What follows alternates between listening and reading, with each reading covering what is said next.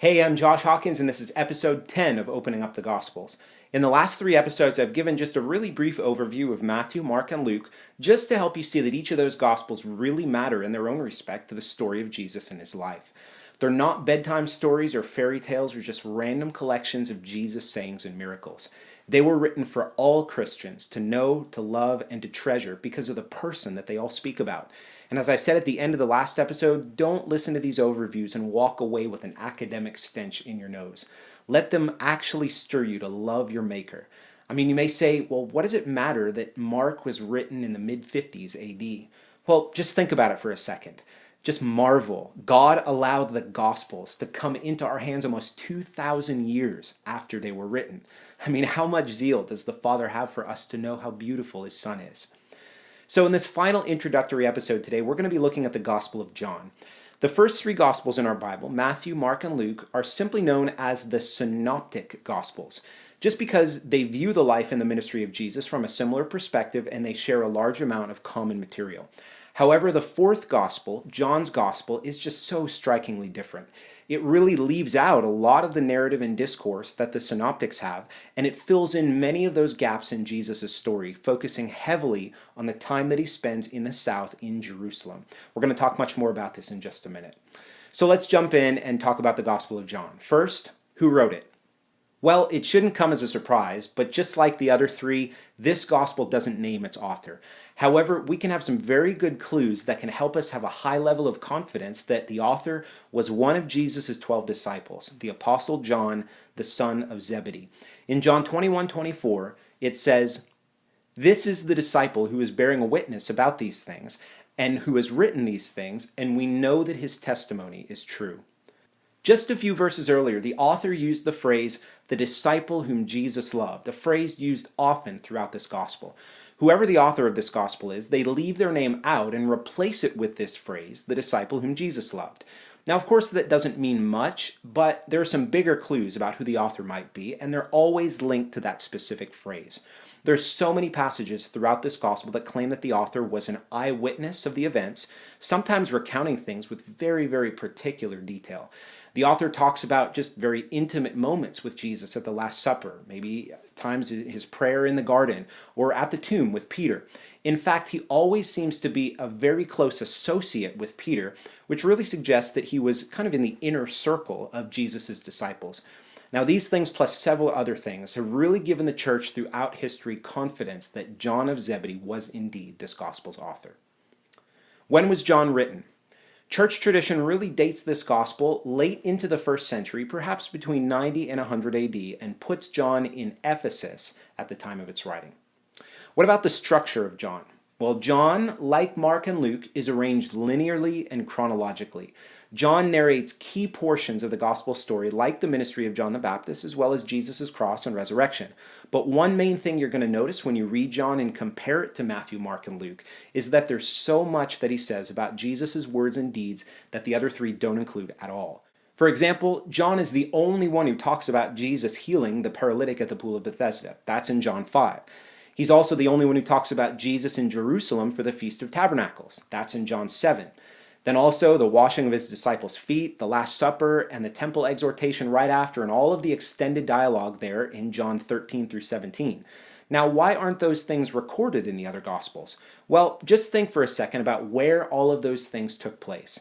John 5 in the pool of Bethesda is in Jerusalem. John 7, Tabernacles, in Jerusalem. Last Supper, temple discourse, in Jerusalem. These aren't the only things that are distinct to John. I just picked a few to make my point. John is primarily focused on narrating Jesus' story in Jerusalem. Remember, Matthew's not arranged chronologically. Mark primarily narrates Jesus' ministry in Galilee, and as I said in episode 9, Luke focuses on Galilee, but also includes his ministry in Judea and Perea, beginning about 6 to 8 months before the cross. So John is filling in the gaps per se, focusing on Jesus' activity in and around Jerusalem throughout his 2-year ministry. So what does this look like in terms of a structure? Well, in John 1, we have the introduction and John the Baptist and Jesus' first disciples. John 2 and 3, we see the wedding at Cana in Galilee, and then Jesus in Jerusalem to cleanse the temple in his meeting with Nicodemus. It's so significant that he cleanses the temple as the very first act of his public ministry in Jerusalem. We're going to talk about this at length in a future episode. Well, John 4, the woman at the well in Samaria on his way back to Galilee, but then in John 5, we see him right back in Jerusalem again for another feast of the Jews. John 6, he's back up in Galilee again at Capernaum, giving the famous eat my flesh, drink my blood sermon. And this is already about a year into his ministry, just close to the Passover in April. Then John 7 and John 8, the Feast of Tabernacles, that's in October. John 9 through 11 is dedication in December, and some of the events following that. But then John 12 through 19 narrates Passion Week in April. Now, do you see the huge gap of time between all these events? This is so important to see as we develop a chronology of Jesus' life. Okay, now for some of the themes and distinguishing features we see in John. John opens his gospel with a profound statement about Jesus' true identity. More than just an ordinary man, Jesus is the one true living God. The study of this is just called Christology, and this is a huge theme of John's gospel. John presents Jesus as the Word and asserts his divinity by saying that he existed before all things and that he created all things. Throughout the Gospel of John, we see Jesus asserting his own divinity so often, whether it be through things like his I am statements or other times where he says things like, I know where I came from and I know where I'm going, like in John 8. He constantly declares himself to be the Lord, Yahweh, the one true God of Israel. The Pharisees and the leaders of the Jews knew exactly who he had claimed to be. They didn't believe him, and so they crucified him. John also focuses on many of the signs Jesus does to prove his identity as Lord and Messiah. When he does narrate events outside of the temple in Jerusalem, like the wedding of Cana in John 2, the healing at the pool in John 5, or the feeding of the 5,000, the walking on the water in John 6, the healing of the blind man in John 9, or the raising of Lazarus in John 11, he's furnishing them as evidence to support Jesus' claims of who he is. John also focuses on many of the Jewish feasts in his gospel. He narrates 3 separate Passover feasts, which are all in April. He narrates the Feast of Tabernacles in John 7 and John 8, and that's in October, and then the Feast of Dedication, which is also known as Hanukkah, in John 10, and that's in December. At each of those feasts, John shows us how Jesus always points to the meaning of them in himself. He's the Passover lamb. He's the one who led Israel out of Egypt and sojourned with them in the wilderness, and he's the one who'll bring them into their promised inheritance, and he's the light of the world, and he's the good shepherd of the sheep. John also shares a special interest in the Holy Spirit, like we saw with Luke in his gospel and in the book of Acts. Jesus' presence would be with us by the Holy Spirit as a token and a down payment of his presence in our exile of this present evil age until he returns and dwells with us forever. Finally, John states the entire purpose of his gospel so clearly in John 20, verses 30 and 31. Now, Jesus did many other signs in the presence of the disciples, which are not written in this book, but these are written so that you may believe that Jesus is the Christ, the Son of God, and that by believing you may have life in his name. John's gospel is the call to make a decision.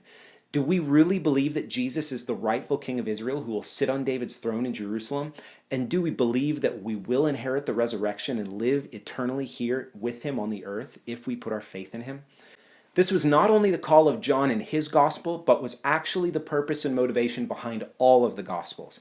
They offer us snapshots and summaries of Jesus for one purpose, that we might believe. If they were trying to offer a comprehensive biography of Jesus, they really were doing a terrible job. They omit huge portions of Jesus' life. We don't even know a single thing about what Jesus said or did between the ages of 12 and 30. Why? Again, because the Gospels are focused on telling us certain things to cause us to believe certain things about Jesus. Now, I think this is important to know, especially as we move forward into the narrative starting in next week's episode.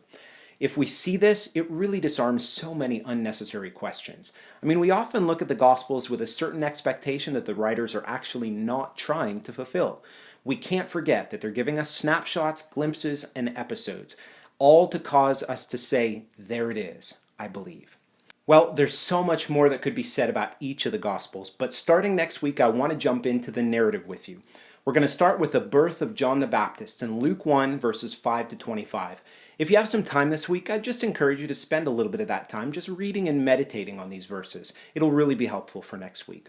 As always, you can check out any of the past episodes and see more resources on the Gospels on my website, www.joshuahawkins.com/Gospels. Thanks so much for the encouragement I've received from many of you thus far. If this series has been impacting to you and you want it to impact others too, share the videos on social media and tag your posts with the hashtag Gospels. Well, bless you, and I hope you tune in next week.